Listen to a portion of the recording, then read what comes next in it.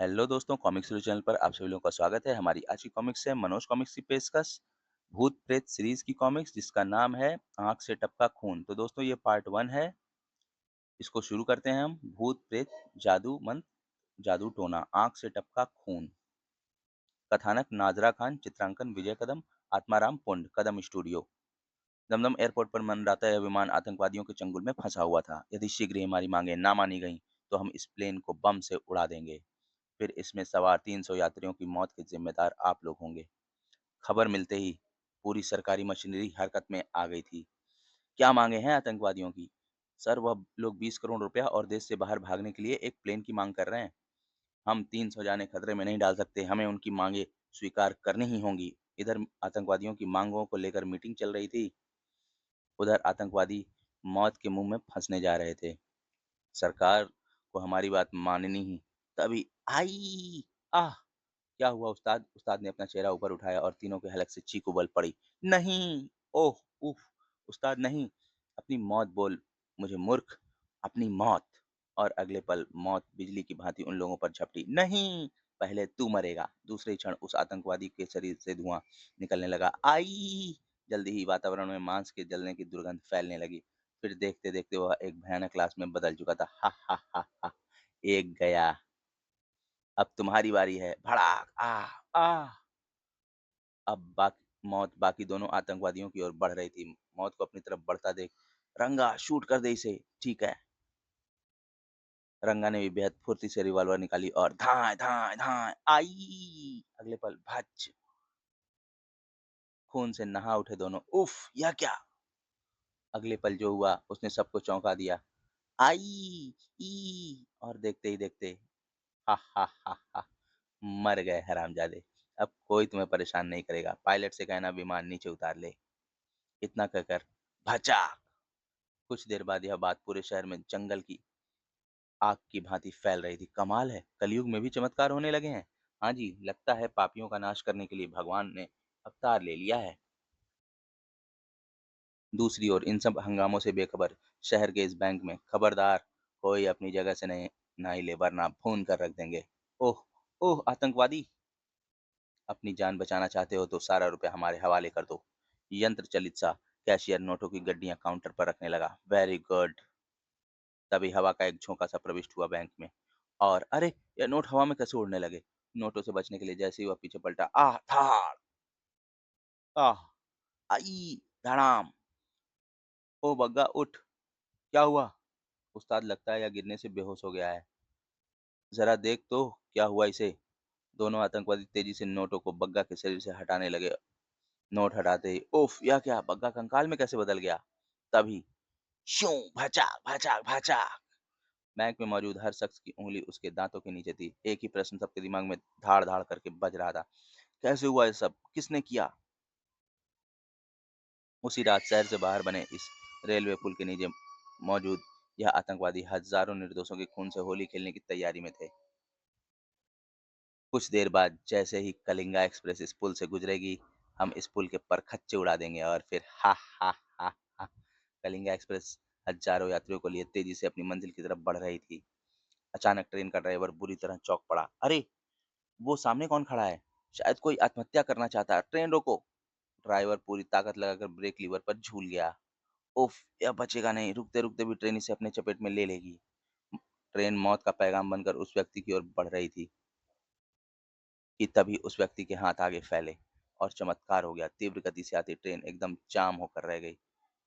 Train रुकते ही धाड़ धड़ाम, आह हाय! उफ, ये झटका कैसा था? ट्रेन रुकी है, आओ देखते हैं क्या हुआ। शीघ्र ही सारे यात्री ट्रेन से बाहर थे। क्या हुआ ड्राइवर साहब, ट्रेन क्यों रोक दी?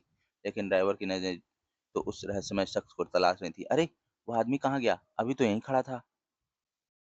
तभी वातावरण एक भीषण धमाके से गूंज उठा। बम! सबकी आंखें आश्चर्य से फटती चली गईं। ओह गॉड! पुल टूट गया। उफ, अगर ट्रेन पुल तक पहुंच जाती तो हम सबके परखच्चे उड़ जाते। लगता है वह आदमी कोई दैवीय शक्ति थी जिसने ट्रेन रोककर हम सबको बचा लिया। लेकिन वह गया कहाँ? अभी तो यहीं था। जबकि वह रहस्यमय व्यक्ति यहाँ था। कौन हो तुम? तुम्हारी मौत। लगता है पागल हो गया है साला। मैं अभी इंतजाम किए देता हूँ। अगले क्षण धाए धाए धाए धाए लेकिन इससे पहले कि गोलियां उस व्यक्ति को छू पाती, उसकी आंखों से निकलती किरणों से गोलियां यू टर्न लेकर वापस आगे बढ़ीं और संभलने का अवसर ही नहीं मिला किसी को। आई आई आह हाय। अगले दिन अखबार इन तीनों अद्भुत घटनाओं से रंगे हुए थे। मनोज टाइम्स संपादक आत्माराम, रहस्यमयी शक्ति द्वारा आतंकवादियों के 3 बेहद खतरनाक मिशन विफल। दैनिक टाइम्स, अद्भुत शक्ति ने हजारों लोगों की जान बचाकर आतंकवादियों को मारा। यह खबरें पढ़कर पूरा शहर खुशियां मना रहा था। लगता है भगवान ने पुनः अवतार ले लिया है। हाँ भाई, अब खैर नहीं इन दुष्टों की। जबकि दूसरी ओर आतंकवादियों के हेडक्वार्टर में तूफान आया हुआ था। दैवीय शक्ति, दैवीय शक्ति, दैवीय शक्ति। कान पक गए मेरे यह बकवास सुनते सुनते। ये बकवास नहीं, सत्य है जेके। गुरुजी आप? हाँ, तुम हमारे साथ आओ। जी गुरुजी। उफ, आज गुरुजी फिर मुझे अपने भूत महल में ले जाएंगे। कुछ देर बाद हेडक्वार्टर के तहखाने में बने भूत महल में। यह आप क्या कह रहे हैं गुरुजी? हम ठीक कह रहे हैं। वह उन्हीं तीनों सीबीआई ऑफिसरों की आत्माएं हैं जिन्हें हमने कत्ल किया था। ओह! लेकिन आपको कैसे पता चला कि यह उन तीनों की आत्माओं के काम है? क्योंकि अब वह तीनों मेरे कब्जे में हैं। क्या? हाँ, जैसे ही हमने इन तीनों घटनाओं के बारे में सुना, हमने अपने गुलाम प्रेतों को बुलाया और कहा, जाओ जाकर पता करो कि यह किसका काम है और उसे पकड़कर यहाँ ले आओ। जो आज्ञा स्वामी। शीघ्र ही मेरे गुलाम प्रेत उन तीनों को पकड़ कर ले आए। हैं? तुम तीनों? तो यह काम तुम लोगों का है? आह! छोड़ो, आह! कमीनों, छोड़ दो मुझे। तुम्हारी इतनी हिम्मत कि तुम भैरवा से टकराओ? ओह! उफ़! अब तुम तीनों जीवन भर मेरे बंदी बनकर रहोगे। जाओ उन हांडियों में समा जाओ। नहीं। ई ई आ। उन तीनों ने बचने की बहुत कोशिश की। उफ। आ हाय। लेकिन सफल ना हो पाए। हा हा हा हा। भैरवा की तंत्र शक्ति के आगे तो शैतान को भी झुकना पड़ता है। तुम तो चीज क्या हो? ये हैं वह तीनों हांडियां जिनमें उन तीनों की आत्माएं कैद हैं। ये तीनों बेहद खतरनाक हैं गुरुजी। इनका कोई ऐसा इंतजाम कीजिए कि अब फिर कभी हमारे रास्ते की रुकावट ना बन सके। इसका इलाज भी मैंने सोच लिया है वत्स। हम इन तीनों हांडियों को ऐसी जगह दफनाएंगे जहां मनुष्य के पांव भी ना पड़ते हों। ऐसी कौन सी जगह है गुरुजी जहां मनुष्य के पांव नहीं पड़ते? ये तुम्हें स्वयं पता चल जाएगा। तुम तुरंत चलने का इंतजाम करो। कुछ देर बाद जेके और भैरवा अपने विशेष हेलीकॉप्टर में रवाना हो गए। शीघ्र ही ये हिंद महासागर है, एक यहाँ सुरक्षित रहेगा। ये सहारा का विशाल मरुस्थल, दूसरी हांडी यहाँ सुरक्षित रहेगी और तीसरा यहाँ अंटार्कटिका में सुरक्षित रहेगा। तुम्हारे शत्रुओं का प्रबंध हो चुका है। अब वह बिना किसी मदद के आजाद नहीं हो सकते और मदद मैं उन तक पहुंचने नहीं दूंगा। मेरी गुलाम शक्तियां हर पल इन पर नजर रखेंगी और जो भी इनकी मदद को आएगा उसे समाप्त कर देंगी। आप महान हैं गुरुजी।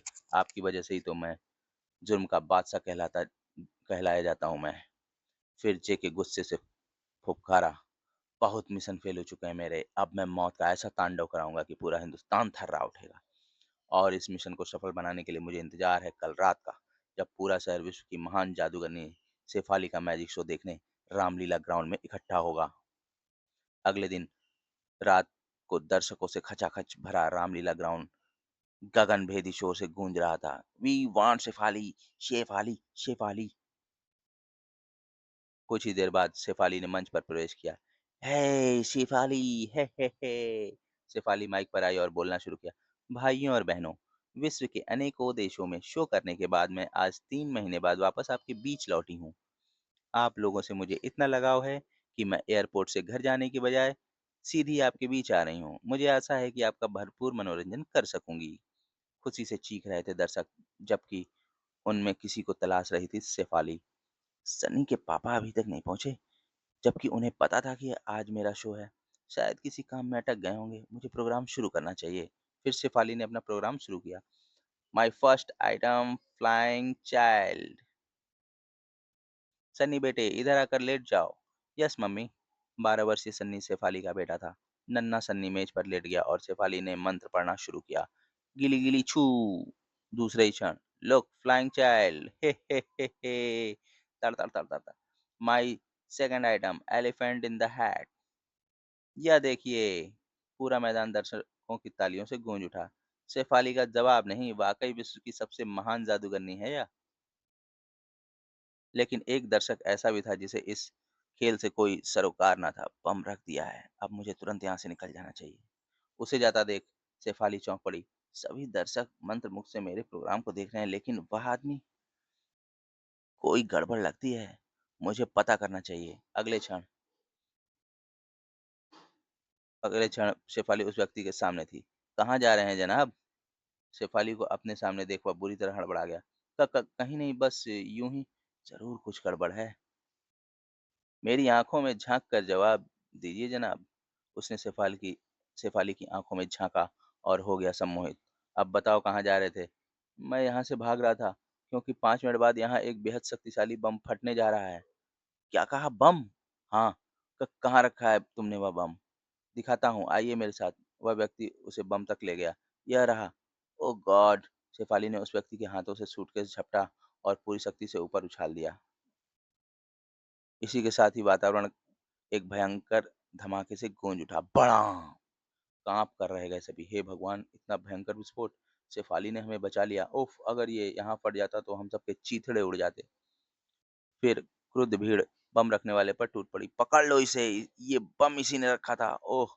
मारो, मारो! नहीं, इसे कोई नहीं मारेगा। इसे पुलिस के हवाले किया जाएगा। फिर उसे पुलिस के हवाले कर दिया गया और शेफाली शो समाप्त करके अपने घर आ गई। आओ बेटे। दरवाजे पर पहुंचकर, अरे यहाँ तो ताला लगा है, लगता है अभी तक जनाब ड्यूटी से घर नहीं लौटे हैं। खैर, कोई बात नहीं, दूसरी चाबी तो है ही मेरे पास। दूसरी चाबी से ताला खोलकर शेफाली ने अंदर प्रवेश किया। आओ बेटा, अंदर चलो। अंदर आने के बाद, सनी तुम थक गए होगे, सो जाओ। नहीं मम्मी, मैं पापा का इंतजार करूंगा, 3 महीने हो गए उनसे मिले हुए। तुम थके हुए हो बेटा, सो जाओ, तुम्हारे पापा आएंगे तो मैं तुम्हें जगा दूंगी। प्रॉमिस मम्मी, प्रॉमिस बेटे। सन्नी को सुलाकर शेफाली दूसरे कमरे में आ गई। यहाँ बैठकर उनका इंतजार करती हूँ। उसे बैठे हुए अभी कुछ ही देर हुई थी कि अचानक, ओह मानसिक तरंगे, लगता है कोई मुझसे संपर्क करना चाहता है। मगर कौन? शीघ्र ही उसे जवाब मिल गया। मैं अशोक हूँ शेफाली। कहाँ हैं आप? आप तो नरेश और विकास भैया के साथ शो में मुझसे मिलने वाले थे। अब हम तुमसे कभी नहीं मिल सकते शेफाली, हम तीनों का कत्ल हो चुका है। नहीं, ये नहीं हो सकता। कह दीजिए ये झूठ है। यह सच है शेफाली। मुझे बताइए कौन है आपका कातिल? मैं उसे जीवित नहीं छोड़ूंगी। ये बहुत लंबी कहानी है शेफाली, सुनाने का समय नहीं है मेरे पास। मैं तुमसे मदद मांगने के लिए बहुत मुश्किलों से संपर्क स्थापित कर पाया हूँ।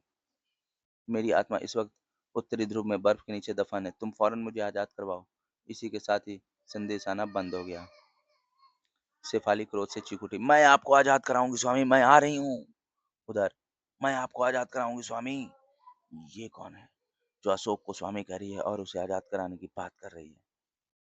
अभी पता करता हूँ। भक! दिखा कौन है वो जो अशोक की आत्मा को छुड़ाने की बात कर रही है। तुरंत ही शेफाली की तस्वीर आग में उभरी। ओह! विश्व की मशहूर जादूगरनी शेफाली! यह उस सीबीआई इंस्पेक्टर अशोक की पत्नी है? ऐसा ही लगता है। तो कुछ कीजिए गुरुजी, वरना यह अपनी शक्तियों के बल पर उन तीनों की आत्मा को आजाद करा सकती है। घबराओ मत जेके, कुछ नहीं होगा। सुन, तुझे क्या करना है? फिर भैरवा जेके को कुछ समझाने लगा। इधर शेफाली अपने घर में बैठी अपनी माँ को फोन कर रही थी। हेलो माँ, मैं शेफाली बोल रही हूँ। शेफाली, क्या हुआ बेटा? इतनी रात गए, कैसे फोन किया? जवाब में शेफाली ने सारी बात माँ को बता दी और बोली, माँ मैं सुबह इनकी आत्मा की खोज में जा रही हूँ। सन्नी को मैंने ड्राइवर के साथ आपके पास भेज दिया है। अच्छा बेटी, आप उसका ख्याल रखिएगा। फोन रखकर शेफाली जैसे ही पीछे पलटी, बीवी जी, शंकर, तुम यहाँ? सन्नी कहाँ है? बीबी जी, वह लोग सन्नी बाबा को उठाकर ले गए। क्या? हाँ बीबी जी, मैं सन्नी बाबा को लेकर जा रहा था कि अचानक, अरे, चर! मजबूरी में मुझे भी कार रोकनी पड़ी। चर! कार रुकते ही, ए रुक जाओ, बच्चे को कहाँ लेकर जा रहे हो? पीछे हट साले। आई! फिर वह लोग कार में बैठकर रवाना हो गए। अरे कोई पकड़ो उन्हें! जूं! मुझे तुरंत पुलिस को खबर करनी चाहिए।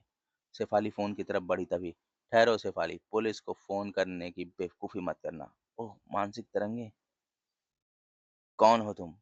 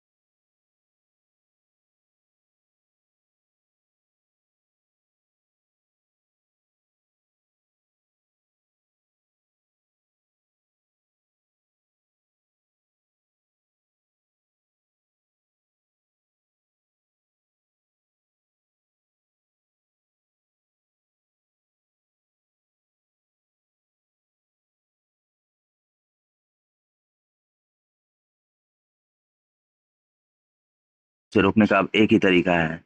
गार्ड के हाथ में थमी टेलीस्कोप गन सीधी हुई और धाए धाए, मम्मी इधर, मम्मी, सनी, मानसिक शक्तियों दिखाओ, मेरा सनी कहाँ है।